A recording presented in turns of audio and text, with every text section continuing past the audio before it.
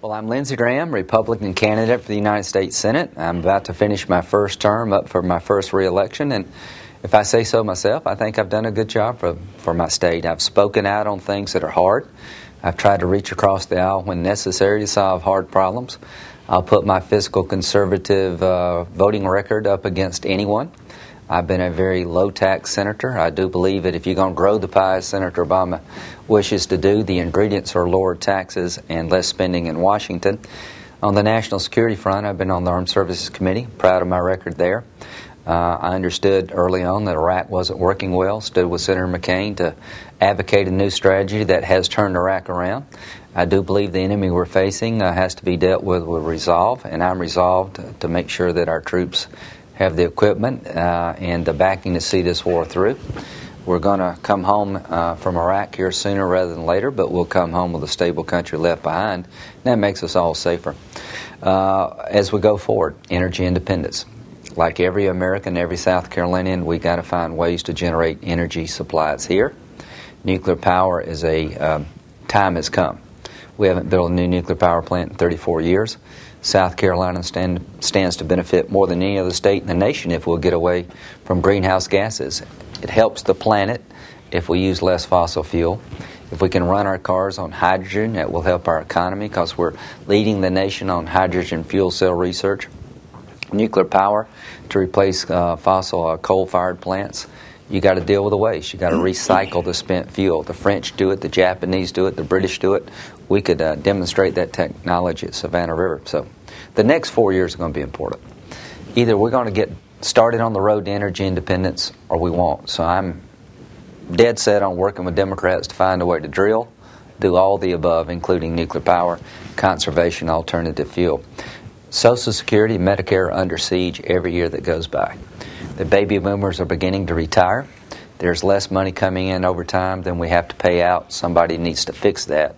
When I was a young man, 21, 22, my parents died, and that Social Security survivor benefit check that came to my family for my sister, who was 13, meant the world to my family. And I'm dedicated to finding a solution to Social Security, limiting bankruptcy, and that's going to require bipartisanship. If Senator McCain gets to be president, I'll be one of his closest friends, best allies, trying to get through a reform agenda in the Senate. If Senator Obama wins, I will check him when I need to, control Pelosi, Reid, and Obama when required, and try to find common ground for the good of the country. I'm ready to go back to the Senate if people are ready to send me. How was that? Washington deal with the current financial crisis? Understand that the essence of this problem is housing. What got us in this mess was a housing bubble burst. We had a lot of mortgages that were given to people who couldn't afford to pay them, and those mortgages were remarketed and resold to financial institutions throughout the world. If we could get a grip on the slumping housing economy, we'll jumpstart this economy. So number one, prop up the housing market. Those people are about to go into foreclosure. Let them renegotiate their mortgage so they can pay at a new rate, a rate they can afford. Keep them in their homes, because when one person goes into foreclosure, it hurts everybody in the neighborhood. Extend these tax cuts. The last thing you want to do in this weak economy is to take tax cuts off the table for business. Energized by business community by lowering capital gains taxes. You know, Joe the plumber, he wants to buy the business one day. I guarantee if you cut capital gains tax rates, the owner would be more likely to sell to Joe. And if you got the business, don't hit him when he grows and expands. If he generates over $250,000 in income, don't add to his burden. Allow him to share that with his employees in the community in which he lives. So I think we need to control federal spending to prop up the dollar. We don't need one more dime of your money. Nobody in America should send us another penny of money to Washington. We're just not spending the money we have well. So fiscal discipline, freezing non-defense spending, vital programs like entitlements have to go forward, veterans health care. But let's look at the federal government as it exists now and go into the guts of it and see if we can save some money. I know we can if we have the will to do it. Control spending, keep taxes low, increase consumer ability to spend by increasing child tax deductions, and deal with the housing market. Make sure that the banks can lend money at an affordable rate, and that's why we have to intervene. How are we going to deal with illegal immigration? By working together on solutions that will get enough votes to pass that will solve the problem rather than making people feel good.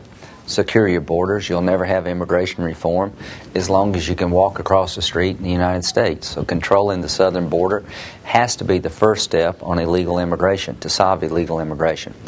Deal with the magnet. The reason people come here in such large numbers is jobs. A lot of illegal immigrants are leaving the country because their job market is drying up.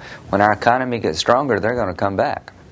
We need a temporary worker program that will allow a willing employer and a willing worker to meet, and that worker pay taxes, learn our language, and obey the law.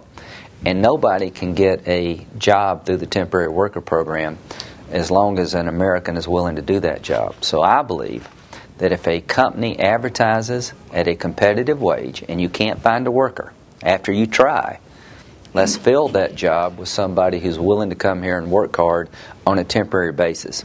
That takes the pressure off employers to cheat. Control how you get a job. The only document you need in America to get a job is a Social Security card.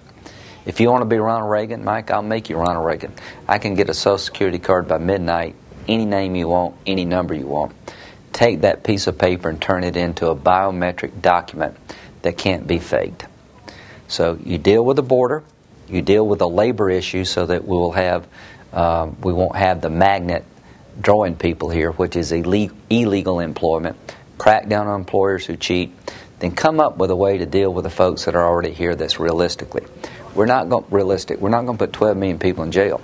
But within that illegal population, there's some people that should be deported on day one or go to jail because they're a bunch of criminals. If you come here illegally, you should never jump in line of those who've done it right. So you don't reward people with a citizenship who's broken our laws. They can't become citizens unless they leave this country, get in the back of the line, and apply in a legal fashion. But you got a dilemma. You got a lot of people here with kids. Some of them are in the military. So find a way for them to come out of the shadows, raise their hand and say, here I am.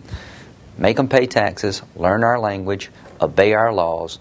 And if they want to be a citizen, they got to go back and start over. To me, that makes sense. That's doable. And you'll never have an immigration solution until you get bipartisan support. That means labor unions, Democrats and Republicans, employers, employees working to solve this problem. If I could make it go away by just snapping my finger, I would. Enforce the current law? I hear it everywhere I go. The current law is broken. The reason we have so many people here illegally is it's hard to tell the difference between somebody legal and not. And if you ask questions, you don't look like Ronald Reagan, you can get sued for employment discrimination. The E-Verify system that we use here in South Carolina, where employers can check the documents, that's going to expire at the end of the year. The federal government needs to expand it, not let it expire. So that's my solution, a comprehensive approach where you get bipartisan buy-in.